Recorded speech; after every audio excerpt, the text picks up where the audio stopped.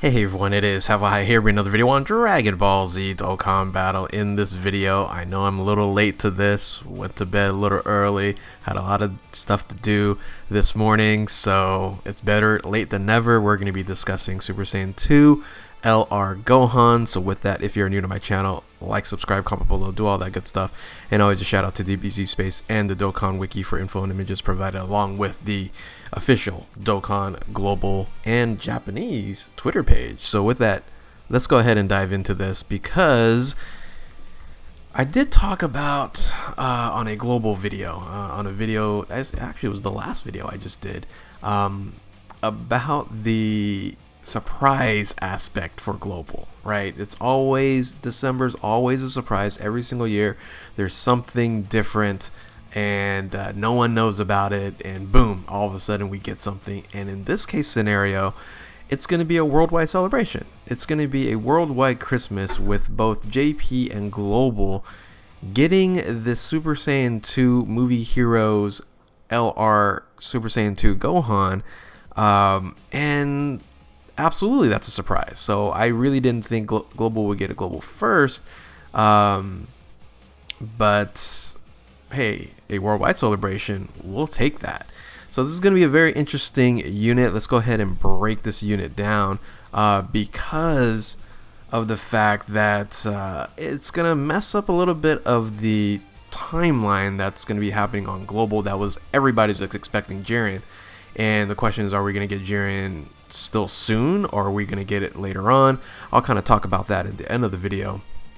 So, and then also the pattern for, are we going to get more 130% LRs, because it seems that way with this being a super tech unit. So let's go ahead and break this unit down, give you guys my thoughts and all that good stuff. So this is the Earth Protecting Flash Super Saiyan 2 Gohan Youth. This is a direct replacement to the INT Super Saiyan 2 Gohan, the OG one, right? So the first LR on the JP version of the game, in a sense, what, the second, or is it the second or third LR on Global? But Broly was the first one on Global. But anyway, so this is the direct replacement. Surprisingly to me, it was a super tech type. I'll talk about that why in a bit. But the leader skill is movie heroes, of course. That would make sense. Key plus 4 HP and tech defense 130% across the board with a super tech type. Key plus 4 HP attack and defense 100%, falling right into the 130% category LRs.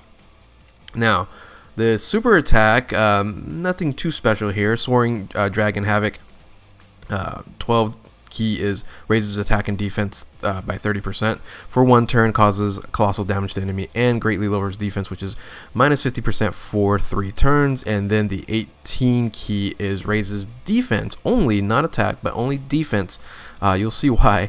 30% for 1 turn, and causes mega colossal damage to the enemy, and massively lowers defense, which is minus 80% for 3 turns. Now, the passive skill, interesting. So a lot of restrictions, but this unit's going to hit really hard if you can get a ultra super attack. So first and foremost, it's passive skill Beyond the Galaxy, and you would get right off the bat attack and defense 58%, which makes sense, being a Gohan unit. Then it's a nuker, so then you get an additional key plus 1 and attack and defense 7% per key sphere obtained. So that nuking dynamic, this unit's kind of, like I said, hit really hard. And then you get an additional 58% when performing an ultra super attack. That's huge. That's why you don't have the raises 30% additional for that super attack at 18. But really, it's different, right? Because you're talking about a passive boost versus a SA multiplier, which the super attack really is only an SA multiplier. So having that an additional 58% on a passive calculated separately is very powerful. And on top of that, you have a medium chance, 25% chance of launching an additional super attack. Wow.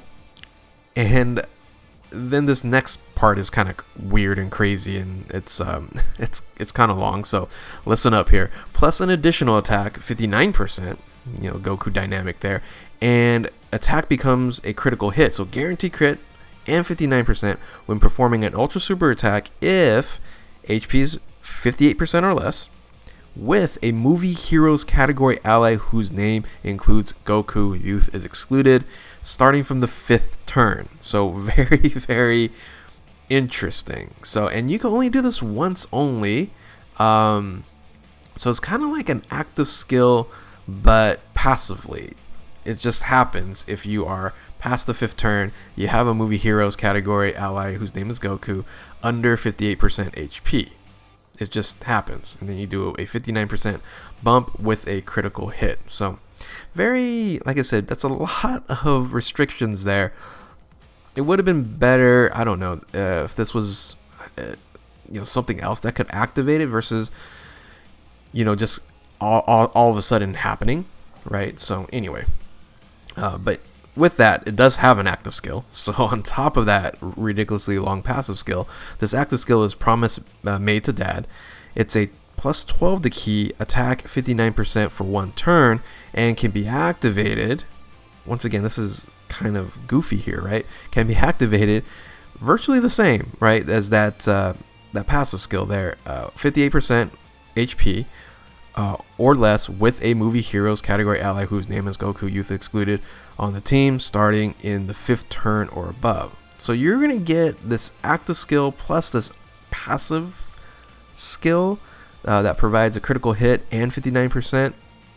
An additional 59 you're just going to, in a sense, just wipe out the unit, the enemy who you're fighting against, because it's just going to be a ridiculous attack stat, and it's just going to do amazing damage because it's pretty much a guaranteed critical hit. So you really want to do this at the same time.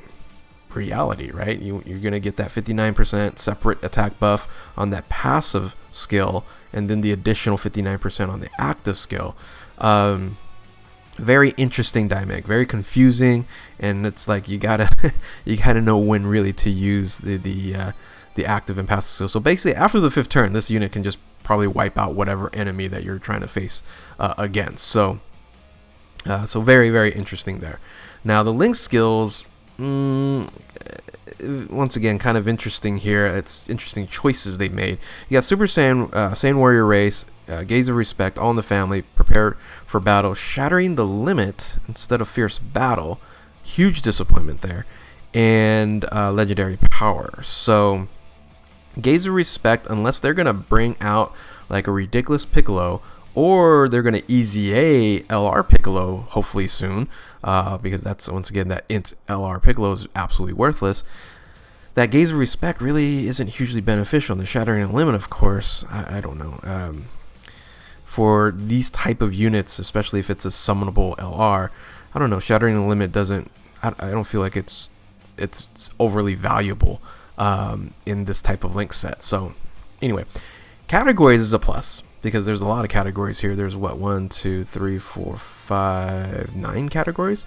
So you have Hybrid Saiyans, Full Power, Movie Heroes, Goku's Family, Youth, Bond of Master and Disciple, Super Saiyan 2, Exploding Rage, and All Out Struggle. So that's a nice little benefit there. And once again, you kind of take a look at this unit as an overall unit. It's going to hit ridiculously hard after that 5th turn. Just probably top tier. One of the hardest, I guess. If not the hardest at that 5th turn.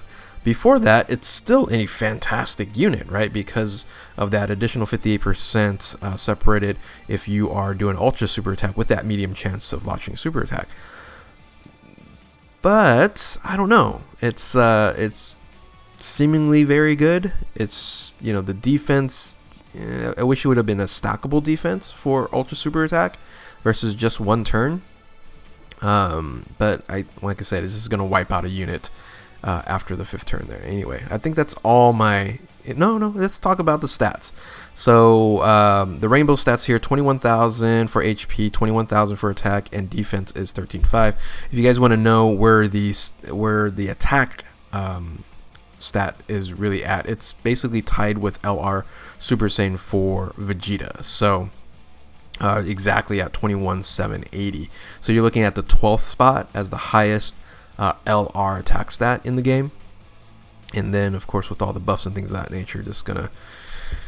It's built for damage. It's built for damage less than defense, because as you can see, you're only gonna get that 58% and then that 30% raises defense or 30% on the 12 key super attack. So I don't think it has enough to really, I don't know, maintain something like on Super Battle Road or Extreme Super Battle Road and stuff like that. Once again, very interesting on there. So let me tell you a little bit about why I'm concerned about some of these other things here. Oh, by the way, this was another thing I was thinking about. Is last year on JP, the Spirit Bomb Gumku, he came out on a double rates banner, and of course, global being global and bringing a lot of surprises, I wouldn't be surprised if this banner is also a double rates banner on global as well.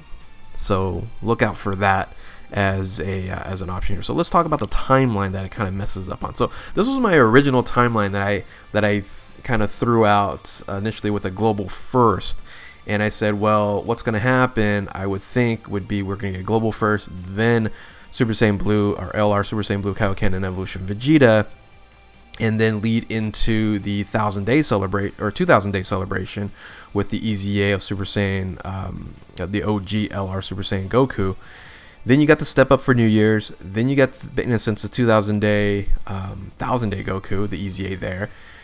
And then I'm thinking Gogeta is going to come out with Jiren, but a lot of people are saying, well, Jiren should be coming out right after LR Beyond Blue, but that doesn't seem like it's going to happen. So, in my opinion, I think this is going to be closer to the timeline than it was when I redid it, saying that Jiren's going to come next, because it would make 1,000% sense. Jiren was going to come next after Super Saiyan Blue Kaioken and Evolution Vegeta, because that's what happened on JP, and it was, in a sense, a part of the same celebration.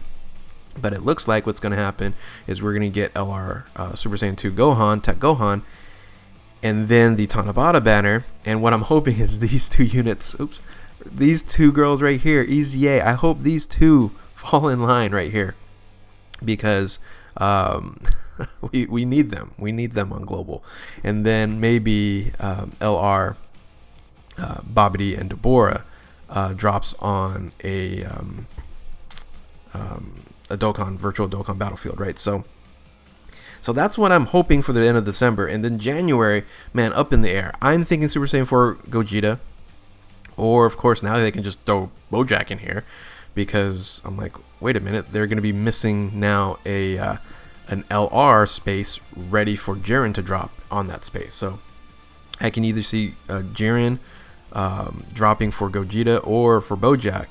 And I think in the end of January and February, we should see then the Angel Frieza, transforming Angel Frieza. So that's when I think, I keep on doing that. I keep on, I think this unit here then drops toward the end of January, beginning of February, which of course will be the 6-year anniversary for JP. So I don't know. Now it's just kind of all crazy and all messed up.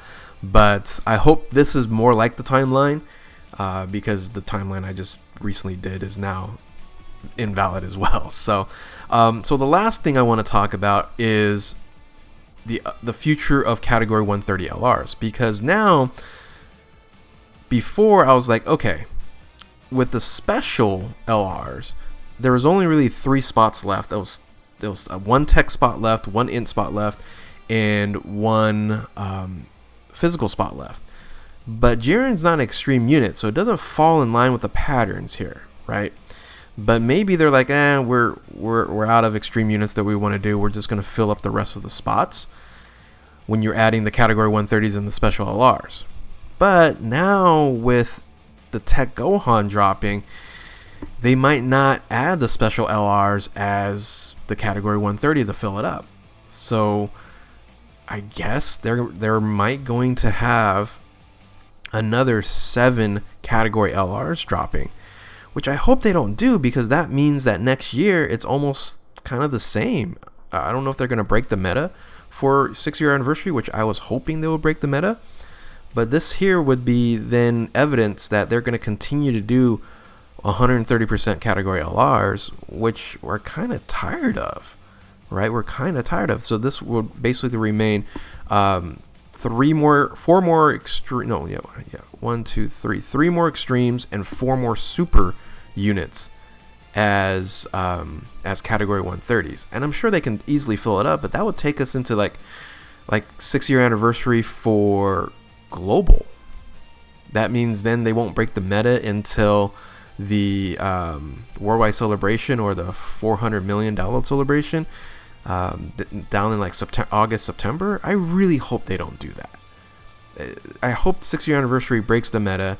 They're gonna change things up, new LRs, etc., and instead of just doing the same old thing, which they've been doing for the last 2 years in this game, 2+ years in this game. And especially with category 130 LRs, which they're good. These units are fantastic, right? Especially the new ones that just recently came out, like with Turles and things of that nature. But still, I hope they just say, hey, we got 3 more left, and then we're going to change it up instead of doing 7 more. So tell me what you guys think. Do you guys think they will do 7 more? Tell me what you guys' thoughts are on this this amazing unit. Great unit.